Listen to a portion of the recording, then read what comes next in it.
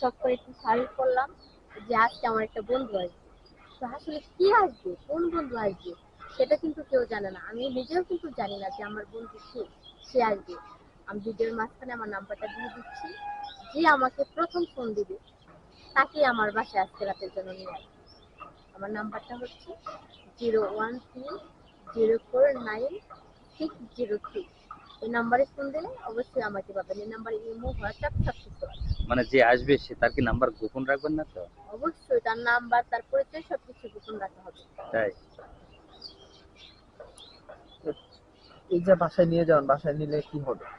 বাসায় নিলে কি হবে, বন্ধুর সাথে একটু গল্প করব, কথা বলবো, ভালোবাসা আদান প্রদান করবো, এই আর কি। ভালোবাসা কিভাবে আদান প্রদান করে? সেটা তো আর খুলে বা দেখিয়ে বোঝানো সম্ভব না। সে ভালোবাসা হচ্ছে একটা মনের ব্যাপার।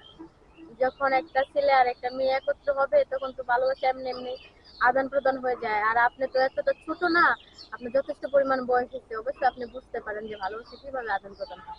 না, সেটা জানি না। যদি ওই যে যারা ভিডিওটা দেখছে তাদের উদ্দেশ্যে যদি আপনি একটু বর্ণনা দিতেন আর কি। তাদের উদ্দেশ্যে একটা কথাই বলবো, যে যে আমাকে প্রথম কল দিবে তাকেই তো মনে করেন যে আমি আমার বাসায় নিয়ে যাব, তাকে আমি বন্ধু হিসাবে মেনে নেব।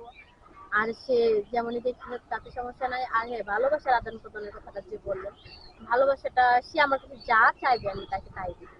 আমার দেহ, মন, আর তার কোনো আর্থিক সমস্যা থাকে বা টাকা পয়সা প্রয়োজন হয়, সে যদি আমাকে বলে আমি অবশ্যই হেল্প করার চেষ্টা করবো।